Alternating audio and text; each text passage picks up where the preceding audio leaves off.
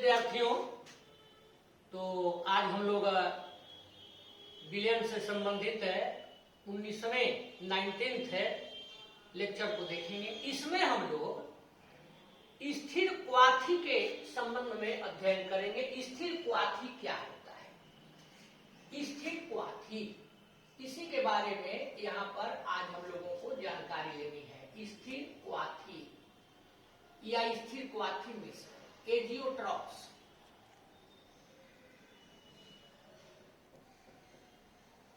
आज इसी को हम लोग समझेंगे। बेहद इंटरेस्टिंग टॉपिक, और थोड़ा सा ध्यान दें तो बहुत ही आसानी से इसको समझा जा सकता है। तो चलिए इसको हम लोग शुरुआत करें। शुरुआत करने के पहले आपको बता दें कि अभी हम लोग स्थिर क्वाथी जो समझेंगे तो यह बाइनरी सॉल्यूशन के लिए होता है, यानी वैसे सॉल्यूशन के बारे में हम लोग डिस्कस करेंगे जिसमें केवल दो ही घटक होते हैं, दो ही अवयव होते हैं। एक को क्या कहिएगा, विलेय, और एक को क्या कहिएगा, विलायक। बहुत अच्छी बात। तो चलिए लेट अस एंजॉय एजियोट्रॉप्स, स्थिर क्वाथी के बारे में जानकारी प्राप्त करें, समझा जाए। तो बच्चों, जैसे मान लीजिए कि हम लोग जल और अल्कोहल, इथेनॉल, इन दोनों का एक मिश्रण बनाते हैं, एक विलयन बनाते हैं। तो जो विलयन बनाते हैं, सपोज किया जाए जल और अल्कोहल ले लिए, तो यहाँ जल का क्वथनांक होता है 100 डिग्री सी, आप लोग सबको जानते हैं। इथाइल अल्कोहल लिए हैं, इसको केवल हम लोग एथेनॉल भी कहते हैं, एथेनॉल लिख देते हैं, चाहे इसको हम लोग अल्कोहल भी कहते हैं। तो जल ले लिए, जल के साथ देखिए हम लोग मिला दिए एथेनॉल। एथेनॉल का कितना होता है, तो एथेनॉल का होता है 78.5 डिग्री सेल्सियस, केल्विन में भी बोला जा सकता है। इसका मतलब ये हुआ कि जल को 100 डिग्री सेल्सियस पर गर्म किया जाता है तो यह वाष्पित होता है, यह 78.5 78.5 डिग्री सेल्सियस पर। अब इसे दोनों का मिश्रण बना दिया गया, और ये कहा जाए कि दोनों को अलग अलग कीजिए, तो क्या करिएगा, तो दोनों के मिश्रण को ले करके गर्म करना शुरू करेंगे। जैसे ही टेम्परेचर पहुंचेगा 78.5 डिग्री सेल्सियस पर, तो एथेनॉल गैसीय अवस्था में इससे अलग हो जाएगा। 100, उसको अलग कर लीजिए। 100 पर पहुंचेगा तो जल वाष्पित रूप में अलग हो जाएगा, उसको अलग कर लीजिए। यानी इसको हम लोग कहते हैं फ्रैक्शनल डिस्टिलेशन। प्रभावी आसवन विधि के द्वारा इस मिश्रण को अलग अलग किया जा सकता है, अर्थात वैसे पदार्थ, वैसे विलयन अगर हो जिनके दोनों अवयवों को अलग करना हो इसी विलयन के, तो हम क्या करते हैं, प्रभावी आसवन की क्रिया करते हैं, उसको गर्म करते हैं। अलग अलग टेम्परेचर होता है उनका बॉइलिंग पॉइंट, अलग अलग टेम्परेचर होने के कारण उस टेम्परेचर पर पहुंचने पर वे अलग हो जाते हैं। ये एक बात हुई। अब मान लिया जाए एक ऐसा विलयन बना रहे हैं जिस विलयन में जल 5% है, जल 5% है, और एथेनॉल, इथाइल अल्कोहल, अल्कोहल जो कह दीजिए, एथेनॉल उसमें मान लीजिए कि जल आपने ले लिया 5%, एथेनॉल आप ले लेते हैं 95%। इसका अर्थ समझ रहे हैं? इसका अर्थ ये हुआ कि अगर आप 100 मिलीलीटर कोई विलयन बना रहे हैं, तो इस 100 मिलीलीटर के अंदर जो आपने विलयन बनाया है 100 मिलीलीटर, जल केवल कितना है, 5 मिलीलीटर, और अल्कोहल चाहे एथेनॉल कितना है, तो ये है 95 मिलीलीटर। ये आपने एक विलयन बना दिया। इसका अर्थ यही हुआ, जल आपने दोनों को लिया था एक साथ, जल को हुआ 100, इसका इतना, तो इसको आप प्रभावी आसवन से अलग अलग कर सकते थे, क्लियर हो गया। अब आपने जो विलयन बनाया, तो उस विलयन में जल कितना लिखे हैं, 5%, एथेनॉल 95%, और और इस विलयन का जो क्वथनांक आपने प्राप्त किया, तो ये क्वथनांक हो गया 78 डिग्री सेंटीग्रेड, 78 डिग्री सेल्सियस। यहां पर देखिए हम, तो अब बच्चों अगर इस विलयन को हम गर्म करते हैं तो ऐसा नहीं होगा कि एक बार जल अलग हो जाए या एथेनॉल अलग हो जाए, क्योंकि अब इस पूरे विलयन के लिए यानी जल और एथेनॉल का जो संयुक्त रूप से हमें विलयन बना है, प्राप्त हुआ है, इस विलयन का क्वथनांक कितना आ गया, 78 डिग्री सेल्सियस। तो ऐसे विलयन को हम लोग स्थिर क्वाथी विलयन के नाम से जानते हैं, अर्थात ऐसे विलयन जिनका क्वथनांक अब फिक्स्ड हो गया है, स्थिर हो गया है, जो उसके घटक थे सबको मिलाने के बाद, तो वैसे विलयन स्थिर क्वाथी कहलाते हैं। और ऐसे विलयन का जो घटक हैं उनको प्रभाजी आसवन के द्वारा अलग नहीं किया जा सकता। ऐसे विलयन के घटक को प्रभाजी आसवन के द्वारा हम लोग अलग अलग नहीं कर सकते। तो क्या डिफिनीशन देंगे, इसका डिफिनीशन दे देंगे कि वैसे द्विअंगी मिश्रण, वैसे द्विघटकीय विलयन, जो कह दीजिए जिनमें द्रव एवं वाष्प प्रावस्था चाहे अवस्था में समान संघटन होता है। द्रव एवं वाष्प प्रावस्था में कैसा संघटन, तो समान संघटन होता है, और जिनका बॉइलिंग पॉइंट क्या हो जाता है, एक हो जाता है, समान हो जाता है घटकों का, अर्थात वो एक ही ताप पर उबलते हैं, तो उसी को हम लोग क्या नाम देते हैं, उसी को कहते हैं स्थिर क्वाथी। अर्थात एक समान ताप पर उबलने का मतलब हुआ उनका क्वथनांक क्या हो गया, स्थिर हो गया, तो उसे स्थिर क्वाथी कहते हैं। एक यह उदाहरण लिए थे, एक उदाहरण हम और लेते हैं।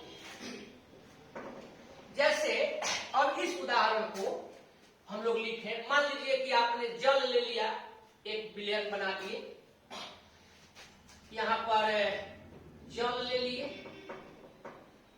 आप जानते हैं जल का क्वथनांक 100 डिग्री सेल्सियस होता है। अब आप एक विलयन इसके साथ ले लीजिए, एक और पदार्थ, एक और अवयव, और वह ले लीजिए नाइट्रिक अम्ल। एक दूगो को आदमी दिमाग में रखता है, एक दूगो को याद रखता है। तो नाइट्रिक अम्ल जब आप ले लीजिएगा, तो नाइट्रिक अम्ल और जल दोनों को आपने ले लिया, जल को 100 डिग्री सेल्सियस और नाइट्रिक अम्ल का क्वथनांक होता है 86 डिग्री सेल्सियस। क्लियर हो ही रहा है, जल हो गया 100 डिग्री सेल्सियस, नाइट्रिक अम्ल हो गया 86 डिग्री सेल्सियस। अब क्या करिए, अब फिर हम यही नहीं कहेंगे कि जल 100 डिग्री सेल्सियस पर उबलता है, इसका बॉइलिंग पॉइंट हो गया, तो आप नाइट्रिक अम्ल 86 डिग्री सेल्सियस कहिएगा क्या, आपको बताइए।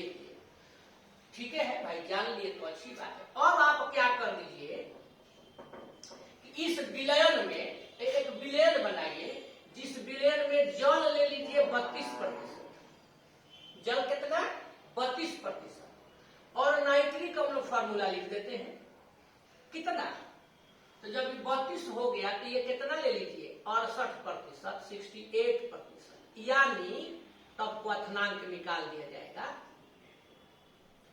यानी जो आपने विलयन यह लिया है, अगर यह विलयन 100 मिलीलीटर है, तो बच्चों इस 100 मिलीलीटर में आप बताइए कि जल कितना है, तो इस 100 मिलीलीटर में जल हो गया 32 मिलीलीटर, और नाइट्रिक अम्ल HNO3 यह कितना है, तो यह हो गया, क्लियर है, 68 मिलीलीटर, 68 मिलीलीटर।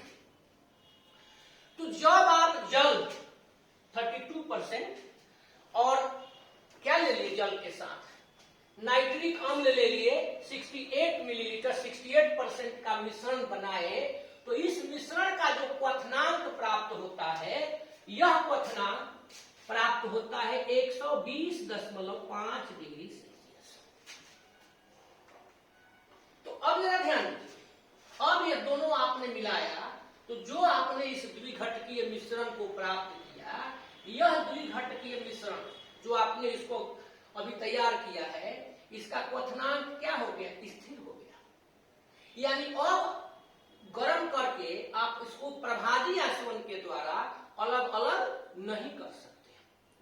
तो चूंकि इसका क्वथनांक, इसके जो घटक हैं उनका क्वथनांक अब यहाँ पर क्या हो गया? स्थिर हो गया। तो इसलिए यह भी क्या कहलाएगा? स्थिर क्वाथी। क्लियर हो गया? तो इसको भी आप क्या कह दीजिएगा? स्थिर क्वाथी। यानी वैसे द्विघटकीय मिश्रण। देखिए अब हम लोग डिफिनेशन लिख ले, तैयार कर ले। वैसे द्विघटकीय, चाहे इसी को हम बोलते हैं अक्सर द्विअंगी, द्वे अवयवी, तो वैसे द्विघटकीय मिश्रण जिनका कौन कौन बोले थे? द्रव और वाष्प प्रावस्था में, वाष्प प्रावस्था में समान संघटन होता है तथा जो एक निश्चित ताप पर क्या होते हैं? उबलते हैं, अर्थात क्वथनांक उनका क्या होता है? स्थिर होता है। उसे स्थिर क्वाथी कहते हैं। उसे स्थिर क्वाथी कहते हैं। अभी बताइए कि जो स्थिर क्वाथी होंगे, क्या उसको प्रभावी आचमन के द्वारा अवयव को अलग अलग स्थिर किया जा सकता है? नहीं। इस पर इसका चूंकि स्थिर क्वथनांक, अब लिख देंगे कि ऐसे प्रकरणों में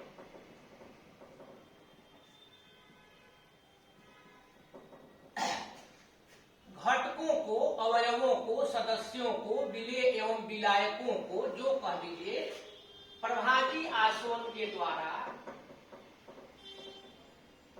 प्रभावी आचमन द्वारा क्या अलग अलग नहीं किया जा सकता, अलग नहीं किया जा सकता। बस हो गया। यही हम लोगों को स्थिर क्वाथी समझना था। तो बोलिए स्थिर क्वाथी में कोई दिक्कत? क्लियर हो गया? यानी वैसा विलयन, वैसा मिश्रण जिसके अवयवों का क्वथनांक अब क्या हो जाता है? स्थिर हो जाता है। यानी वैसा मिश्रण जो एक निश्चित और स्थिर ताप पर उबलता है, उसी को हम लोग क्या कह दिए? स्थिर क्वाथी कह दिए। जैसे ये मिश्रण जो बना है विलयन, स्थिर क्वाथी है। यहाँ ये भी जो विलयन बनाए है, यह भी क्या है? स्थिर क्वाथी है। आपने देखा कि स्थिर क्वाथी किसको कहते हैं। अब अगर हम लोग इसका वर्गीकरण करें तो यह दो प्रकार का हो सकता है। टाइप्स यदि लेकर के चलें तो टाइप्स लेकर के चलिएगा तो यह दो प्रकार का हो सकता है। एक को कहते हैं न्यूनतम स्थिर क्वाथी।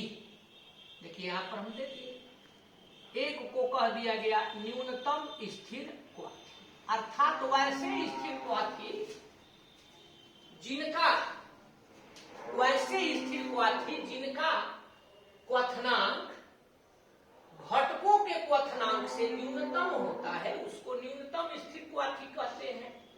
अब जरा ध्यान दीजिए, यहां पर ये जो क्वथनांक आपने प्राप्त किया है 78 डिग्री सेल्सियस, यह क्या है?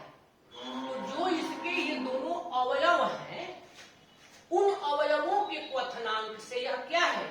कम है, लो है, निम्न है। तो इसलिए यह न्यूनतम कहलाएगा। यानी यहां पर जो जो हम घटक लिए, जैसे एक घटक लिए जल और एक लिए एथेनॉल। जल का क्वथनांक 100 डिग्री सेल्सियस, इसका 78.5। लेकिन जब ये सॉल्यूशन हमने स्थिर क्वाथी तैयार किया तो ये हो गया 78 डिग्री सेल्सियस। तो वैसे स्थिर क्वाथी यहां पर हम लोग दे दिए, वैसे स्थिर क्वाथी चाहे वैसे मिश्रण जो कह दीजिए जिनका क्वथनांक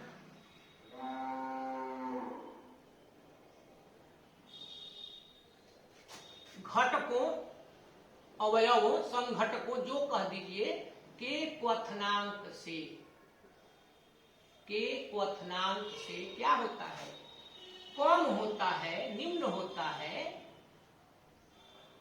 उसे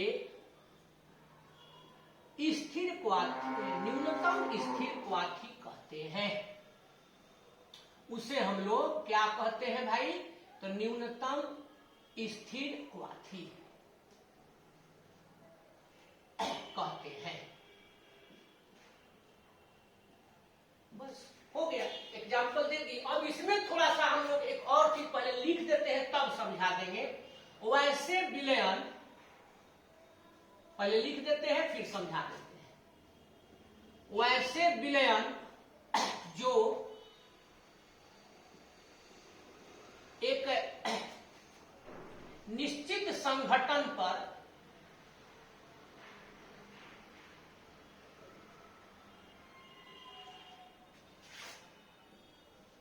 राउल्ट के नियम से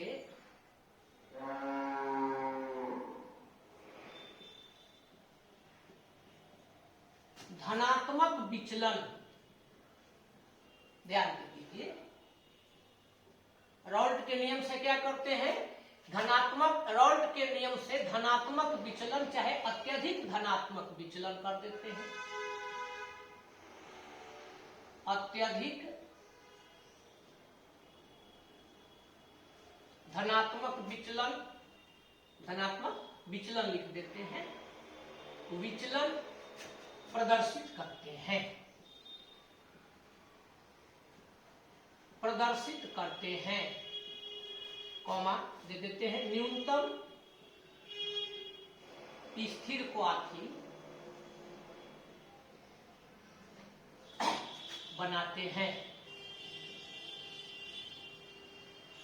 जैसे यही लिख देते हैं, जैसे ये एग्जाम्पल हो गया, ये नहीं हुआ, ये एग्जाम्पल हो गया।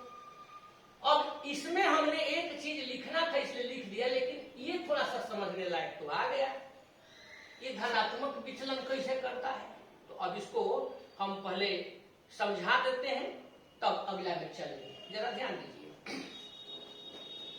पहले हम लोग ये जाने कि इसका क्वथनांक जो 100 डिग्री है वह क्यों है, यानी क्वथनांक किसको कहते हैं। तो वह ताप जिस पर किसी पदार्थ का, किसी द्रव का, पदार्थ में द्रव वाष्प दाब वायुमंडलीय दाब के बराबर हो जाता है तो उसको क्वथनांक कहते हैं। अब मान लीजिए कि वायुमंडलीय दाब हम यहां तक पहुंचते हैं, सपोज कीजिए यहां वायुमंडलीय दाब ले लिए, यहां पर हम लोग जल लेते हैं, यहां जल लिए हैं, जल को गर्म करना शुरू किए, वाष्प में बदलना शुरू, तो कितना देर यहां तक, यहां से यह यहां पर आया, यह वायुमंडलीय दाब है, इतना तक उसको आने में 100 डिग्री सेंटीग्रेड लगा टेम्परेचर। ज्यादा मेहनत किए, अब तो ज्यादा मेहनत किए, अब उसके बाद इसमें हम लोग मिला दिए एथेनॉल। ध्यान दीजिए, एथेनॉल, एथेनॉल को जब लिए तो यहां तक वायुमंडलीय दाब तक आने में उसका टेम्परेचर हो गया 78.5 डिग्री सेल्सियस। बहुत अच्छी बात। अब दोनों का जो हमने मिश्रण बनाया है, यानी जो आपने विलयन प्राप्त किया है, इस विलयन को वायुमंडलीय दाब तक पहुंचने में यानी क्वथनांक है तो 78 डिग्री सी। इसमें हमने ज्यादा देर तक टेम्परेचर दिया, यानी इसका वाष्प दाब कम रहा, इसका वाष्प दाब इससे कुछ अधिक रहा, और इसका वाष्प दाब इससे अधिक रहा।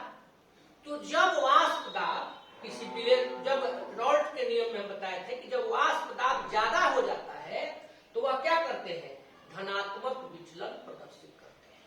यानी क्वथनांक अगर घट गया, इसका मतलब कि वाष्प दाब क्या हुआ, बढ़ गया, वायुमंडलीय दाब तक पहुंचने में क्वथनांक के टेम्परेचर कम रहा, मतलब वाष्प दाब बढ़ गया। तो यदि वाष्प पढ़े हैं कि जब वाष्प दाब बढ़ गया मतलब धनात्मक विचलन है, और वाष्प दाब घट गया मतलब ऋणात्मक विचलन है। तो ये यहाँ पर क्या करते हैं, यहाँ जो टेम्परेचर मिला है, क्वथनांक मिला है, उसका जो टेम्परेचर है वह घटक से अधिक कम है। इसका मतलब वाष्प दाब बढ़ गया, तो विचलन कैसा किए, धनात्मक। तो यही चीज हम पहले लिख दिए थे कि ऐसे विलयन क्या होते हैं, निश्चित संघटन पर धनात्मक विचलन प्रदर्शित करते हैं, चाहे अत्यधिक धनात्मक विचलन प्रदर्शित करते हैं। अब चलिए समझ में तो आ गया होगा। अब धनात्मक विचलन के बाद लेकर के चलते हैं ऋणात्मक विचलन को समझाएंगे। न्यूनतम स्थिर क्वाथी के बाद अधिकतम स्थिर क्वाथी को लेकर के चला जाएगा। पहले इसको कंप्लीट कर लीजिए, 1 मिनट समय देते हैं, फिर आगे बढ़ते हैं। हाँ, अब रेडी? तो चलिए रेडी, तो हम लोग अपने टॉपिक पर आए। तो पहला हम लोग क्या ले लिए, न्यूनतम स्थिर क्वाथी। अब चलते हैं दूसरा नंबर पर। अब हमको आराम है, अब थोड़ा सा आप लोगों को ध्यान देना है। यहाँ जरा ध्यान दे दीजिए, कुछ करना नहीं है। इसको अब हम पहले मिटा लेते हैं, रख करके क्या होगा, पहले आप इसे मिटा दें। न्यूनतम वाला तो कंप्लीट हो गया।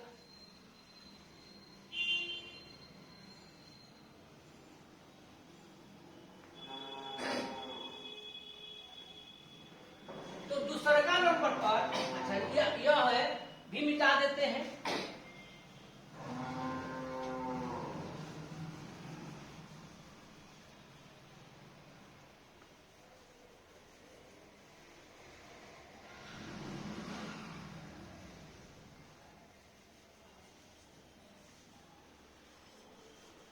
दूसरा क्या होगा नाम, न्यूनतम जी को हम लोग सीख लिए। अब चलेंगे अधिकतम साहब के पास। तो सेकंड में हो गया, देखिए इस टाइप्स वर्ड को भी हटा देते हैं। सेकंड आ गया अधिकतम स्थिर क्वाथी। ध्यान दे दीजिए, अधिकतम स्थिर क्वाथी। तो बस वैसे ठीक उल्टा, वैसे स्थिर क्वाथी जिनका क्वथनांक घटकों के क्वथनांक से क्या होता है, उच्च होता है, अधिक होता है, जो लिख दीजिए, उसे अधिकतम स्थिर क्वाथी कहते हैं। यहां पर अब हम लोग देख लिए, उसका नाम हो गया अधिकतम स्थिर क्वाथी। अभी बताइए इसका उदाहरण। तो यहां जैसे में तो समझ में आ जाएगा, जैसे क्योंकि लिख दे हो जाएगा ना, यही ठीक है। तो अब ये क्या करते हैं कि एक निश्चित संघटन पर राउल्ट के नियम से क्या करेंगे, ये ऋणात्मक विचलन प्रदर्शित करते हैं, अत्यधिक ऋणात्मक। और इसके जैसे में यहाँ इसको हम लोग तैयार कर लेंगे। अब इसमें तैयार कर लेंगे तो देख लीजिए, इसका 100 डिग्री सी है, इसका 86 डिग्री सी है, सी माने सेंटीग्रेड। आज दोनों का जो विलयन बना है, तो यहाँ जो क्वथनांक मिला स्थिर क्वथनांक, वह क्या हो गया, इन दोनों ही क्वथनांकों से अधिक है। इसलिए यह स्थिर क्वाथी कैसा हुआ, अधिकतम क्वथनांक वाला स्थिर क्वाथी हुआ। अब न्यूनतम अधिकतम, 1 मिनट लिखने में छूट गया है, पहिलको में जोड़ लीजिएगा। क्वथनांक तो नहीं हम लोग दिए हैं, पहिलका को कहेंगे, सुधार लीजिएगा, न्यूनतम क्वथनांकी स्थिर क्वाथी। इसको देखिए, अब हम लोग कहेंगे अधिकतम क्वथनांकी, अधिकतम क्वथनांकी स्थिर क्वाथी। तब यहां पर भी एगो जोड़ना पड़ जाएगा वर्ड, अधिकतम क्वथनांकी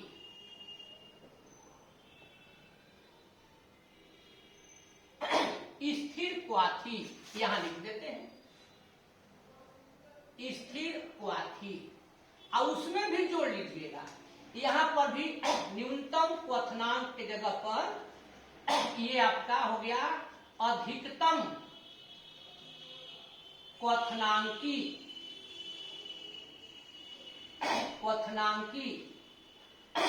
स्थिर क्वाथी, स्थिर क्वाथी। इसको आप लोग सुधार लीजिएगा। तो ये नियम पहला जो हम लोग देखे थे, वो न्यूनतम क्वथनांकी स्थिर क्वाथी था। ये जो हम लोग देखे वह क्या है, अधिकतम क्वथनांक, क्योंकि इसका अधिकतम आ गया। और फिर से वही चीज, आप जल लिए हैं 100 डिग्री सेल्सियस पर, ये लिए हैं 86 डिग्री सेल्सियस पर, लेकिन इस दोनों से ये अधिक है, तो जब इसका टेम्परेचर अधिक है इसका मतलब वाष्प दाब क्या हो जाएगा, कम। तो जब कम हो जाएगा तो कैसा विचलन, ऋणात्मक विचलन। तो ये लिख दिए, ये क्या करते हैं भाई, ऋणात्मक विचलन प्रदर्शित करते हैं, जैसे में। चलिए, कोई दिक्कत किसी को समझ में आ गया? तो इस तरह से हम लोग जो विलयन चैप्टर लेकर के चल रहे हैं, तो इस विलयन चैप्टर को मिला जुला के कह सकते हैं कि 70% कंप्लीट कर लिए। अब है कि इसका एक अगला पार्ट है, विलयनों के अनुसंख्यक गुणधर्म चाहे सहजात गुणधर्म, कॉलिगेटिव प्रॉपर्टीज ऑफ सॉल्यूशंस। तो अब यही हम लोगों को लेकर के चलना है, विलयनों के सहजात गुणधर्म, अनुसंख्यक गुणधर्म चाहे कॉलिगेटिव प्रॉपर्टीज ऑफ सॉल्यूशंस। एकदम इंटरेस्टिंग, चूंकि अब अलग टाइप का, इससे अलग हट करके है, इसलिए इसको अब अगले लेक्चर में हम लोग लेकर के चलेंगे कि विलयन के अनुसंख्य गुणधर्म क्या है, कितने प्रकार के होते हैं, इत्यादि इत्यादि। तो पहले आप लोग इसको कंप्लीट कर लीजिए। कंप्लीट करने के तत्पश्चात हम लोग मिले आगे। अगला जो टॉपिक है उसमें फिर हम लोग न्यूमेरिकल्स वगैरह भी देखेंगे। तो फिलहाल आज करिए विश्राम, अगले टॉपिक से हम लोग करेंगे पूरा काम। बहुत बहुत धन्यवाद।